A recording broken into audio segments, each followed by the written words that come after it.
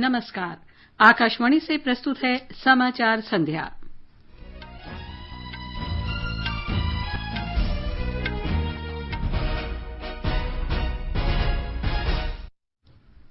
प्रधानमंत्री नरेंद्र मोदी ने कहा, सरकार रेहड़ी पटरी वालों को डिजिटल लेन देन के लिए ऑनलाइन प्लेटफॉर्म से जोड़ेगी।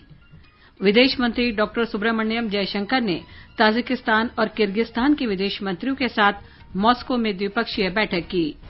राफेल लड़ाकू विमान कल अंबाला में वायुसेना में शामिल किए जाएंगे। सड़क परिवहन और राजमार्ग मंत्रालय ने कोविड महामारी के दौरान आत्मनिर्भर भारत योजना के लिए 10,000 करोड़ रुपए से ज्यादा रकम जारी की। देश में एक दिन में रिकॉर्ड करीब 75,000 कोविड मरीज स्वस्थ हुए। स्वस्थ होने की दर लगभग 78% हुई।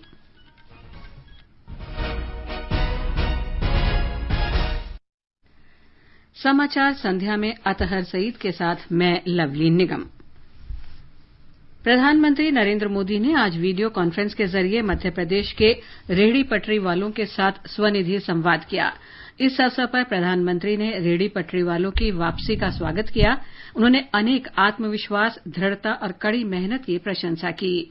उन्होंने कहा कि कोई भी आपदा सबसे पहले गरीबों के काम, भोजन और बचत को प्रभावित करती है। श्री मोदी ने कहा कि सरकार ने पहले ही दिन से गरीबों और निम्न मध्यम वर्ग के सामने लॉकडाउन के कारण आने वाली कठिनाइयों के समाधान और महामारी के प्रभाव को कम करने की कोशिश की। रेहड़ी ठेले वाले हमारे लाखों साथियों का परिवार तो उनकी रोज की मेहनत से चलता है। कोरोना के कारण बाजार बंद हो गए, खुद की जान बचाने के लिए लोग घरों में ज्यादा रहने लगे, तो इसका बहुत बड़ा असर ये हमारे रेहड़ी पटरी वाले भाई बहन हैं, उनके कारोबार पर पड़ा। उनको मुश्किलों से निकालने के लिए ही प्रधानमंत्री स्वनिधि योजना की शुरुआत हुई है। स्वनिधि योजना के लाभ के बारे में श्री मोदी ने कहा कि इस योजना के जरिए रेहड़ी पटरी वालों के लिए ऑनलाइन डिलीवरी की सुविधा देने पर विचार किया जा रहा है। उन्होंने कहा कि बैंकों और डिजिटल भुगतान की सुविधा उपलब्ध कराने वाले पक्षों के साथ सहयोग से नई शुरुआत हुई है, जिससे रेहड़ी पटरी वाले डिजिटल लेनदेन से अछूते न रहें। मैं अपने रेहड़ी पटरी वाले साथियों से अपील करता हूं कि वो अपना ज्यादा से ज्यादा लेन देन डिजिटल करें और पूरी दुनिया के सामने एक नया उदाहरण प्रस्तुत करें। हमारे जो खाने पीने का व्यवसाय करने वाले साथी हैं, जिसको हम स्ट्रीट फूड वेंडर भी कहते हैं, उनको ऑनलाइन प्लेटफॉर्म देने की भी योजना बनाई गई है। यानी बड़े बड़े रेस्टोरेंट की तरह ही रेहड़ी ठेले वाले भी अपने ग्राहकों को ऑनलाइन डिलीवरी कर पाएंगे। श्री मोदी ने कहा कि प्रधानमंत्री स्वनिधि योजना के लाभार्थियों को प्राथमिकता के आधार पर उज्ज्वला गैस और आयुष्मान भारत योजनाओं का लाभ मिलेगा। उन्होंने कहा कि स्वनिधि योजना का उद्देश्य रेहड़ी पटरी वालों को स्वरोजगार, स्वावलंबन और स्वाभिमान प्रदान करना है। इस योजना में ब्याज पर 7% तक की छूट मिलेगी और यदि कोई व्यक्ति 1 वर्ष के भीतर अपना कर्ज चुकाता है तो उसे ब्याज में छूट मिलेगी। डिजिटल लेन देन में कैशबैक की सुविधा का लाभ मिलेगा। इससे बचत कुल ब्याज से अधिक होगी। प्रधानमंत्री ने मध्य प्रदेश सरकार की प्रशंसा करते हुए कहा कि राज्य सरकार ने महामारी के बावजूद 4.5 लाख से अधिक रेहड़ी पटरी वालों की पहचान की है और 2 महीने के भीतर 1 लाख से अधिक रेहड़ी पटरी वालों को ऋण देने की प्रक्रिया शुरू की है। इस योजना के तहत ऋण सुविधा के लिए बैंकों के पोर्टल के जरिए देश भर से 2,45,000 पात्र लाभार्थियों के आवेदन प्राप्त हुए हैं।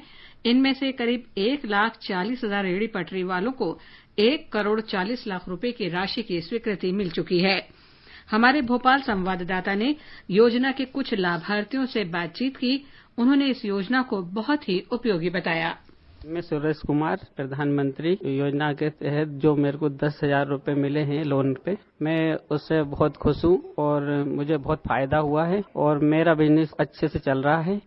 मैं सब्जी का ठेला लगाता था। लॉकडाउन की वजह से मेरा धंधा पूरा चौपट हो गया। अभी मुझे मालूम पड़ा बीच में कि प्रधानमंत्री जी द्वारा 10,000 का लोन दिया जा रहा है, तो मैंने संपर्क करके 10,000 का लोन लिया। इसके बाद मेरा धंधा वापस चल गया। मैं आज ठेला लगा के मेरे भी बच्चे सब खुश हैं। मैं सुरेश कुमार, प्रधानमंत्री योजना के तहत जो मेरे को 10,000 रुपए मिले हैं लोन पे, मैं उससे बहुत खुश हूँ और मुझे बहुत फायदा हुआ है और मेरा बिजनेस अच्छे से चल रहा है।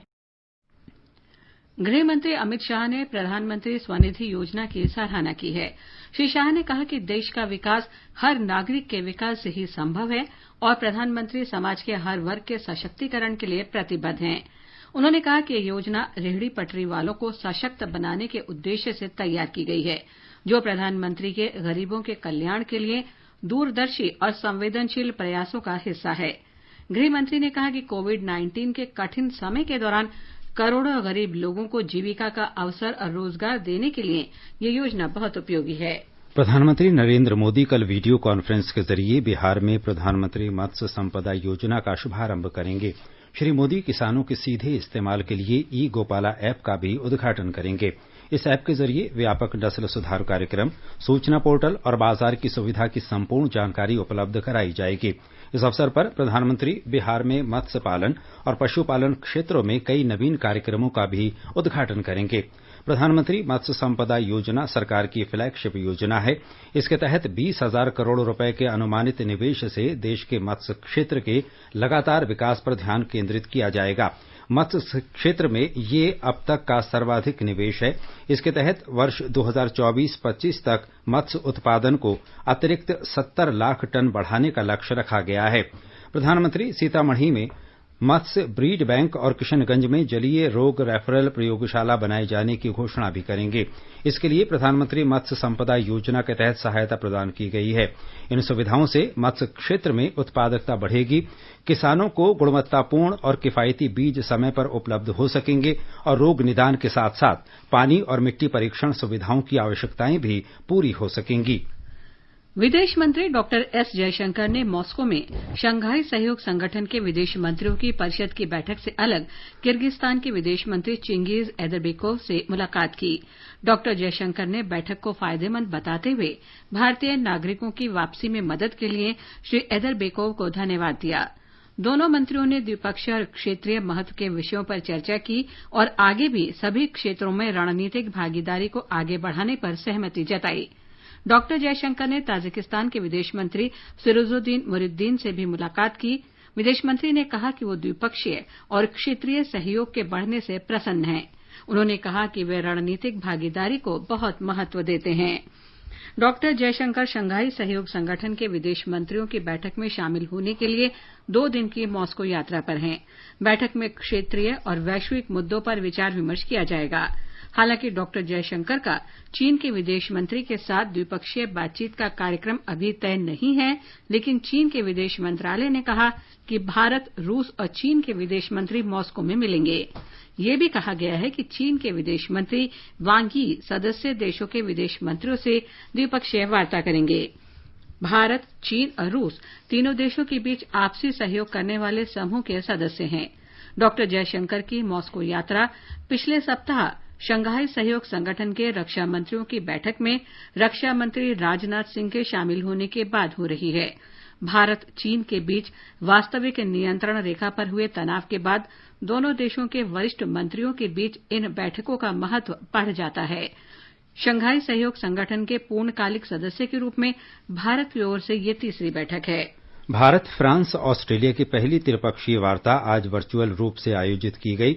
बैठक की सह अध्यक्षता विदेश सचिव हर्षवर्धन श्रृंगला, फ्रांस के यूरोप और विदेश मामलों के महासचिव फ्रैंकोई दिलात्रे और ऑस्ट्रेलिया के विदेश मामले और व्यापार सचिव फ्रांसिस एडम्सन ने की। बातचीत भारत प्रशांत क्षेत्र में सहयोग बढ़ाने पर आधारित रही। ये बैठक द्विपक्षीय संबंधों को मजबूत करने के उद्देश्य से आयोजित की गई। भारत, फ्रांस और ऑस्ट्रेलिया के बीच सुदृढ़ संबंध हैं। तीनों पक्षों ने वार्षिक आधार पर वार्ता आयोजित करने पर सहमति व्यक्त की। बैठक में तीनों पक्षों ने विशेष रूप से कोविड-19 महामारी और भारत प्रशांत में आर्थिक और भूस्थैतिक चुनौतियों और सहयोग पर चर्चा की। आपसी समुद्री स्थिति, मरीन ग्लोबल कॉमन्स, त्रिपक्षीय और क्षेत्रीय स्तर पर व्यावहारिक और संभावित सहयोग के क्षेत्रों पर भी चर्चा की गई। भारतीय वायुसेना कल अंबाला में आयोजित एक समारोह में रफाल लड़ाकू विमान को औपचारिक रूप से वायुसेना में शामिल करेगी। रक्षा मंत्रालय के प्रवक्ता ने बताया कि ये विमान 17वीं स्क्वाड्रन गोल्डन एरोज का हिस्सा होंगे। पहले 5 लड़ाकू विमान 27 जुलाई को फ्रांस से अंबाला पहुंचे थे। रक्षा मंत्री राजनाथ सिंह और फ्रांस की रक्षा मंत्री सुश्री फ्लोरेंस पार्ले इस समारोह में मुख्य अतिथि के रूप में शामिल होंगे। इस कार्यक्रम के बाद दोनों देशों के बीच शिष्टमंडल स्तर की बातचीत होगी। सड़क परिवहन और राजमार्ग मंत्रालय ने कोविड-19 के दौरान आत्मनिर्भर भारत योजना के अंतर्गत 10,000 करोड़ से अधिक की धनराशि जारी की है। मंत्रालय ने कहा कि 2,475 करोड़ रुपए की अतिरिक्त राशि जारी करने पर काम चल रहा है और इसे शीघ्र ही जारी किया जाएगा। मंत्रालय ने कहा कि देश में सुगमतापूर्वक व्यापार सुनिश्चित करने और गुणवत्तापूर्ण सड़कों का जाल बनाने के लिए हितधारकों में विश्वास पैदा करने के लिए अनेक कदम उठाए गए हैं। आत्मनिर्भर भारत योजना के तहत भुगतान प्रक्रिया को आसान बनाया गया है। उपलब्धता के आधार पर ठेकेदारों का भुगतान प्रत्येक महीने किया जा रहा है। मंत्रालय ने कहा कि देश के राष्ट्रीय राजमार्ग परियोजनाओं को समय से पूरा करना अधिक लाभकारी है। मंत्रालय ने यह भी कहा कि कोविड-19 के दौरान कई तरह के राहत पैकेज ठेकेदारों और रियायत पाने वालों तक पहुंचाए जा रहे हैं। सूक्ष्म लघु और मध्यम उद्योग मंत्री नितिन गडकरी ने कहा कि सरकार ने सूक्ष्म लघु और मध्यम उद्योग एमएसएमई का योगदान सकल घरेलू उत्पाद में 30 से 50% तक और निर्यात में 49 से 60% तक बढ़ाने का लक्ष्य रखा है। नीति आयोग द्वारा आज आत्मनिर्भर भारत एराइज अटल न्यू इंडिया चैलेंज की वर्चुअल बैठक में बोलते हुए श्री गडकरी ने कहा कि सरकार ने एमएसएमई में 5 करोड़ अतिरिक्त नौकरियां सृजन करने का लक्ष्य रखा है, जहां अभी लगभग 11 करोड़ लोग काम कर रहे हैं। उन्होंने नीति आयोग के आत्मनिर्भर भारत एराइज अटल न्यू इंडिया चैलेंज पहल की सराहना की और विभिन्न क्षेत्रों में मूल्यवर्धन सुनिश्चित करने के समाधान के लिए तकनीकी उपयोग का आह्वान किया। अतिरिक्त चावल के मुद्दे पर केंद्रीय मंत्री ने कहा कि संग्रहण की चुनौतियों को देखते हुए कैसा इसका उपयोग एथेनॉल बनाने में और आयातित वस्तुओं को हटाने के लिए देश को हरित ईंधन दे सकते हैं। उन्होंने कहा कि नवाचार में जोखिम लेना योग्यता है और नए समाधान को बढ़ावा देने के लिए प्रोत्साहन की आवश्यकता है। इस दौरान परंपरागत वस्तुओं को संरक्षित किया जाना भी आवश्यक है। आत्मनिर्भर भारत एराइज अटल न्यू इंडिया चैलेंज कार्यक्रम का उद्देश्य मंत्रालयों और संबद्ध उद्योगों के साथ सहयोग करना है, जिससे अनुसंधान नवाचार को प्रोत्साहित किया जा सके और क्षेत्रीय समस्याओं के अभिनव समाधानों की सुविधा प्रदान की जा सके। श्रम और रोजगार मंत्री संतोष कुमार गंगवार ने कर्मचारी भविष्य निधि के ट्रस्टियों की केंद्रीय बोर्ड की 227वीं बैठक की आज अध्यक्षता की। कोविड-19 महामारी से उत्पन्न परिस्थितियों को देखते हुए बोर्ड ने ब्याज दर को 8.5% पर ही रखा है। इसमें 8.15% हिस्सा ऋण आय से और शेष 0.35% पूंजी लाभ और अन्य संसाधनों से जुटाया जाएगा। बोर्ड ने कर्मचारियों की जमा से जुड़ी बीमा योजना 1976 में संशोधन को भी स्वीकृति प्रदान की। इससे वर्तमान अधिकतम 6 लाख रुपए के बीमा लाभ को बढ़ाकर 7 लाख रुपए कर दिया जाएगा। कर्मचारियों की सेवा के दौरान मृत्यु होने पर इसका लाभ उनके परिजनों को होगा। श्री गंगवार ने कर्मचारी भविष्य निधि तथा अन्य प्रावधान अधिनियम 1952 के तहत अर्ध न्यायिक मामलों की सुनवाई डिजिटल माध्यम से करने की व्यवस्था भी शुरू की। शिक्षा मंत्री रमेश पोखरियाल निशंक ने आज नई दिल्ली में केंद्रीय माध्यमिक शिक्षा बोर्ड सीबीएसई से संबद्ध स्कूलों के 38 अध्यापकों और प्रधानाचार्यों को सीबीएसई शिक्षक पुरस्कार प्रदान किए। ये पुरस्कार वर्ष 2019-20 के दौरान स्कूल शिक्षा में सुधार, नवोन्मेष तथा समर्पण के लिए दिए गए महत्वपूर्ण योगदान के लिए दिए गए हैं। शिक्षा मंत्री ने कहा कि अध्यापक शिक्षा की आधारशिला तैयार करते हैं और ये सबसे सम्मानित व्यवसाय है। उन्होंने कहा कि इन पुरस्कारों का उद्देश्य देश के कुछ उत्कृष्ट शिक्षकों के अनूठे योगदान को सम्मानित करना है। श्री निशंक ने कहा कि नई शिक्षा नीति में अध्यापकों को शिक्षा व्यवस्था के केंद्र में रखा गया है। नई शिक्षा नीति में कहा गया है कि स्कूलों में पर्याप्त मात्रा में अध्यापक होने चाहिए तथा स्कूलों में कार्य संस्कृति को बढ़ावा देने के लिए वातावरण तैयार करना चाहिए। स्वास्थ्य मंत्री ने इस महीने की 21 तारीख से 9वीं से 12वीं कक्षा के स्कूलों को आंशिक रूप से दोबारा खोलने के लिए मानक संचालन प्रक्रिया जारी की है। इन दिशा निर्देशों में विद्यार्थियों के बीच नोटबुक, पेन, पेंसिल, पीने के पानी की बोतलें साझा नहीं करने और असेंबली तथा खेल की मनाही के साथ ही ऑनलाइन सीखने को प्रोत्साहित करने जैसे कुछ महत्वपूर्ण बिंदु शामिल किए गए हैं। इसके अनुसार स्कूल में आने के लिए छात्रों के माता पिता या अभिभावकों की लिखित सहमति जरूरी होगी। स्कूलों में संक्रमण के खतरे वाले व्यक्तियों में ऑक्सीजन के स्तर की जांच के लिए पल्स ऑक्सीमीटर की भी व्यवस्था होगी। एक रिपोर्ट। इन दिशा निर्देशों के अनुसार स्कूलों के बाहर सैनिटाइजर का इंतजाम करना होगा और सभी की थर्मल जांच की जाएगी। स्कूलों में बैठने का इंतजाम इस तरह से होगा कि हर कुर्सी के बीच कम से कम 6 फुट की दूरी हो। शिक्षकों और छात्रों के अलावा अन्य कर्मचारियों के लिए मास्क पहनना अनिवार्य होगा। वहीं स्टाफ रूम, कार्यालय और रिसेप्शन रूम जैसी जगहों पर शारीरिक दूरी का पालन करना होगा। इसके अलावा अगर किसी स्कूल परिसर के अंदर कैफेटेरिया या मेस है, वह बंद रहेंगे। इन दिशा निर्देशों के अनुसार स्कूलों में फेस कवर, मास्क और सैनिटाइजर का पर्याप्त इंतजाम रखा जाएगा। अगर किसी शिक्षक, कर्मचारी या छात्र में कोविड के लक्षण दिखाई देंगे तो उसे बाकी लोगों से आइसोलेट किया जाएगा और अस्पतालों को इसकी सूचना दी जाएगी। दीपेंद्र कुमार, आकाशवाणी समाचार, दिल्ली। ये समाचार हमारी वेबसाइट newsonair.com/hindi और हमारे mobile app news on AIR पर भी उपलब्ध हैं। सामान पैक कर दिया है, अपना ख्याल रखिएगा। और आप यहाँ परिवार का, माँ को अस्पताल लेके जाना है। और पैसे? अरे मैं ही तो जा रहा हूँ शहर। माँ का आयुष्मान भारत कार्ड तो यहीं छोड़े जा रहा हूँ ना। तो इससे यहाँ भी मुफ्त इलाज मिलेगा? यही तो खूबी है इस योजना की। मन की बात में प्रधानमंत्री जी ने भी तो बताया था। लो तुम भी सुन लो। आयुष्मान भारत योजना के साथ एक बहुत बड़ी विशेषता पोर्टेबिलिटी की सुविधा भी है।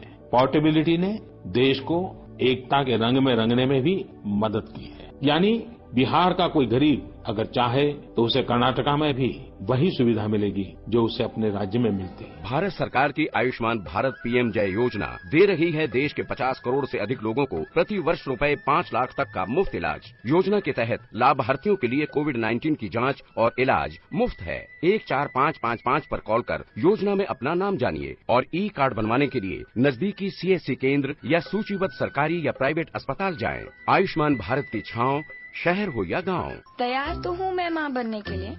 दादी बैठ। दादी के जाने से पहले पोता पोती का मुंह दिखा दो, यही कहा गया ना तुमको। ये पढ़। अब नए गर्भ निरोधक इंजेक्शन आ चुके हैं। ये तू पढ़। महिला एक बार इंजेक्शन लगवाए तो 3 महीने के लिए निश्चिंत हो जाए। समझ गए ना दादी क्या चाहती है? परिवार सोच समझ कर बढ़ाओ, खुश रहो। सेहत और सोच दोनों से तैयार होकर परिवार बढ़ा रहा है इंडिया। फोन करें और परिवार नियोजन से जुड़ी सब जानकारी पाइए। जोड़ी जिम्मेदार जो प्लान करे परिवार। स्वास्थ्य एवं परिवार कल्याण मंत्रालय, भारत सरकार द्वारा जनहित में जारी। समाचार संध्या में आपका फिर स्वागत है। आगे बढ़ने से पहले मुख्य समाचारों पर एक नजर। प्रधानमंत्री नरेंद्र मोदी ने कहा, सरकार रेहड़ी पटरी वालों को डिजिटल लेन देन के लिए ऑनलाइन प्लेटफॉर्म से जोड़ेगी। विदेश मंत्री डॉक्टर सुब्रमण्यम जयशंकर ने ताजिकिस्तान और किर्गिस्तान के विदेश मंत्रियों के साथ मॉस्को में द्विपक्षीय बैठक की। राफेल लड़ाकू विमान कल अंबाला में वायुसेना में शामिल किए जाएंगे। सड़क परिवहन और राजमार्ग मंत्रालय ने कोविड महामारी के दौरान आत्मनिर्भर भारत योजना के लिए 10,000 करोड़ से ज्यादा रकम जारी की और देश में एक दिन में रिकॉर्ड करीब 75,000 कोविड मरीज स्वस्थ हुए। स्वस्थ होने की दर लगभग 78% हुई। देश में अब तक कोविड के करीब 34 लाख मरीज स्वस्थ हुए हैं। पिछले 24 घंटों में कोविड-19 से 74,894 से अधिक ठीक हुए, जो अब तक की रिकॉर्ड संख्या है। ठीक होने की दर 77.77% हो गई है। स्वास्थ्य मंत्रालय ने बताया है कि संक्रमण के कुल मामलों में से वर्तमान मरीजों की संख्या 20.53% रह गई है।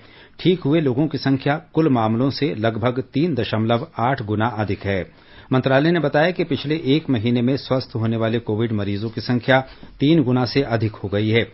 मंत्रालय के अनुसार 9 राज्यों और केंद्र शासित प्रदेशों में ठीक होने की दर 80% से अधिक है। इनमें बिहार, तमिलनाडु, दिल्ली, पश्चिम बंगाल, राजस्थान और गुजरात शामिल हैं। पिछले 24 घंटों के दौरान 89,700 से अधिक नए मरीज सामने आने के बाद संक्रमितों की कुल संख्या 43,70,000 से ज्यादा हो गई है। देश में अभी 8,97,400 के करीब लोग इस वायरस से संक्रमित हैं। पिछले 24 घंटों के दौरान 1,115 मरीजों की संक्रमण से मौत हुई है। इसके साथ ही मरने वालों की कुल संख्या 73,890 हो गई है। देश भर में पिछले 24 घंटे में करीब 11,55,000 कोविड जांच की गई। अब तक 5,18,04,677 जांच की जा चुकी है। इस वर्ष जनवरी में कोविड जांच के लिए केवल एक ही प्रयोगशाला थी, जो पुणे में थी, लेकिन इसकी संख्या बढ़ाकर अब 1,678 हो गई है। इनमें 1,040 सरकारी और 638 निजी क्षेत्र की प्रयोगशालाएं हैं। 2 महीने की अवधि में दैनिक औसत जांच 3.2 गुना से अधिक बढ़ गई है। प्रति 10 लाख की जनसंख्या में जांच की दर 2 महीने की अवधि में लगभग 6 गुना बढ़ गई है। इस समय 10 लाख की जनसंख्या पर लगभग 37,000 नमूनों की जांच की जा रही है। दिल्ली में पिछले 24 घंटे के दौरान कोरोना संक्रमण के 4,039 नए मरीजों का पता चला। राजधानी में संक्रमित व्यक्तियों की कुल संख्या 2,01,170 से अधिक हो गई है। अब तक 1,72,763 व्यक्ति पूरी तरह स्वस्थ हो चुके हैं। पिछले 24 घंटों में 2,623 रोगी स्वस्थ हुए, जबकि 20 लोगों की मृत्यु हुई। मृतकों की संख्या 4,638 हो गई है। पुडुचेरी के स्वास्थ्य मंत्री मलाडी कृष्णा राव ने कहा कि कोविड-19 के प्रतिदिन 3,000 टेस्ट करने का लक्ष्य प्राप्त करने के लिए 10 टीमें तैयार की गई हैं। इस काम में स्टाफ नर्स, एएनएम और दंत चिकित्सा के छात्रों को भी शामिल किया गया है। असम में अब तक कोविड-19 से स्वस्थ हुए 1 लाख से अधिक लोगों को विभिन्न अस्पतालों से छुट्टी दे दी गई है। स्वास्थ्य मंत्री हिमंता बिस्वा शर्मा ने सभी चिकित्सकों, नर्सों और अन्य चिकित्सा कर्मियों को उनकी समर्पित सेवा के लिए बधाई दी है। इस समय राज्य में कोविड-19 से 29,203 लोग संक्रमित हैं, जबकि 378 लोगों की मृत्यु हुई है। नागालैंड में विभिन्न समुदायों को स्वास्थ्य सेवाओं का लाभ सुनिश्चित कराने के लिए पहली टेली स्वास्थ्य सेवा आरंभ की गई है। इस टेलीमेडिसिन प्लेटफॉर्म के जरिए लोग चिकित्सा अधिकारियों और विशेषज्ञ चिकित्सकों से सीधे संपर्क कर सकते हैं। इस सुविधा से उन्हें अपने द्वार पर ही सामान्य और विशेषज्ञ टेली स्वास्थ्य परामर्श मिल सकेगा। अंडमान निकोबार द्वीप समूह में विशेष रूप से संवेदनशील माने जाने वाले ग्रेट अंडमानी जनजातीय समूह के 11 सदस्य कोविड संक्रमण से स्वस्थ हो गए हैं। हमारे संवाददाता की एक रिपोर्ट। इस जनजाति के लोगों की कुल संख्या 49 है, जिसमें से कुछ पोर्ट ब्लेयर में नौकरी करते हैं और यहीं स्थायी रूप से बस भी चुके हैं। लेकिन इस जनजाति का मूल निवास पोर्ट ब्लेयर से लगभग 60 किलोमीटर दूर स्ट्रेट आइलैंड है। जांच के दौरान इनमें से 11 लोगों को हल्के लक्षणों के साथ कोरोना से संक्रमित पाया गया और इलाज के लिए पोर्ट ब्लेयर के जीबी पंत अस्पताल तथा होम आइसोलेशन में रखा गया। अब सभी की रिपोर्ट नेगेटिव आई है। जल्द ही अंडमान आदिम जनजाति विकास समिति द्वारा समूह के कुछ लोगों को वापस स्ट्रेट आइलैंड भेज दिया जाएगा। इस बीच द्वीप समूह के अन्य संवेदनशील आदिम जनजातियों जैसे ओंगीज और जारवा समुदाय के लोगों के नमूनों की इनके मूल स्थान पर जाकर जांच की गई और इन सभी को नेगेटिव पाया गया है। आकाशवाणी समाचार के लिए पोर्ट ब्लेयर से गौरव पटवार। गुजरात में महिलाओं की सहकारी संस्था ने गौमूत्र का इस्तेमाल कर हैंड सैनिटाइजर बनाया है। इस अनूठे उत्पाद के अगले सप्ताह तक बाजार में उपलब्ध होने की संभावना है।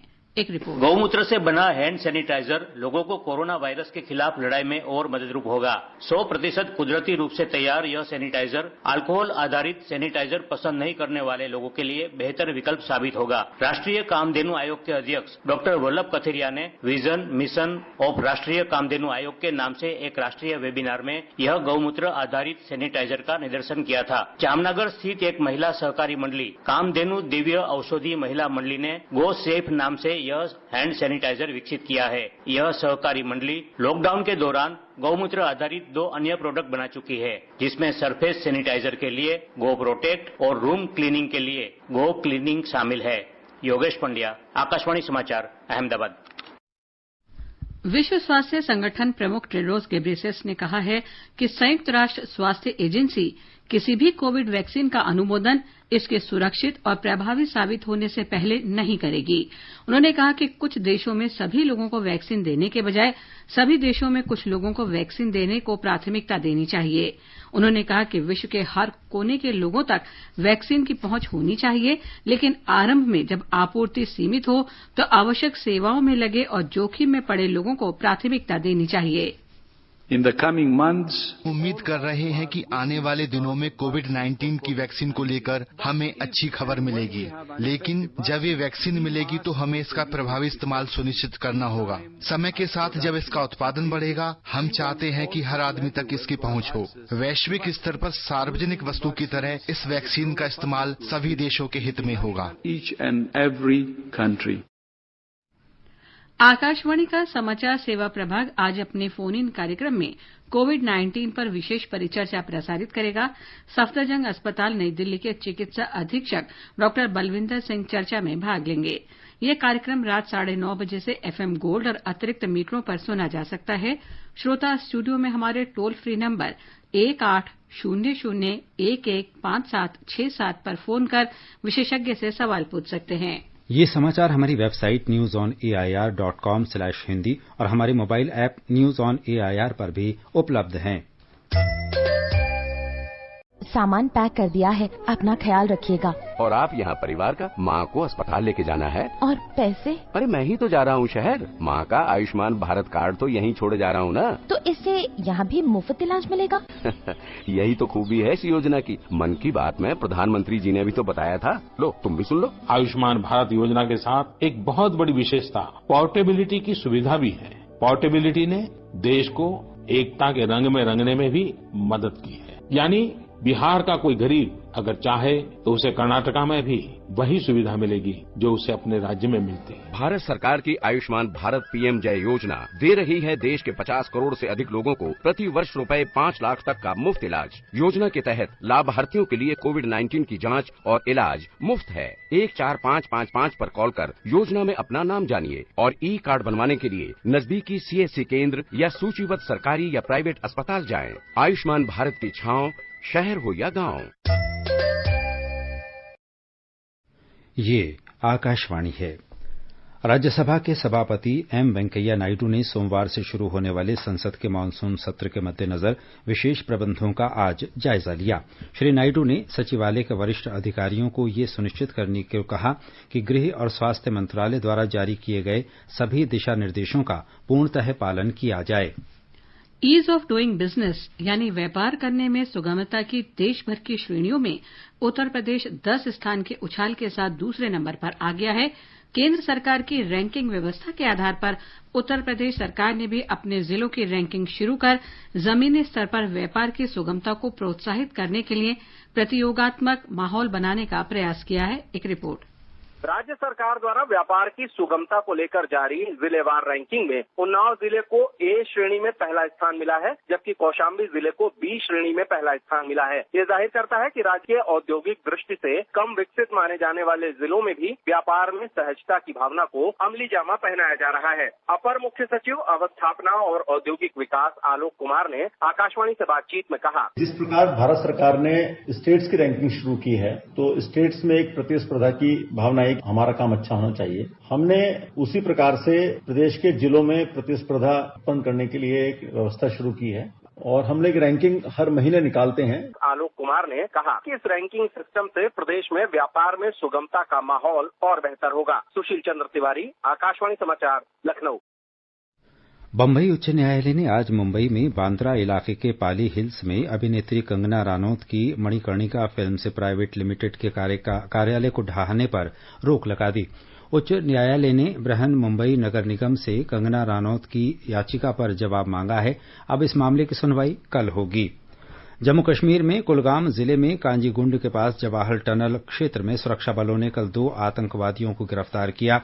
आतंकियों की पहचान शोपियां के बिलाल अहमद कुट्टी और शाहनवाज अहमद मीर के रूप में हुई है। आतंकवादियों के पास से बड़ी संख्या में असलहा और गोलियां बरामद हुई हैं। और अब एक नजर मौसम के पूर्वानुमान पर।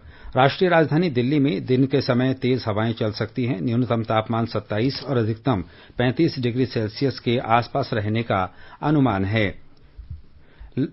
श्रीनगर में न्यूनतम तापमान 13 जबकि अधिकतम 30 डिग्री सेल्सियस रह सकता है। शहर में आमतौर पर आसमान साफ रहेगा।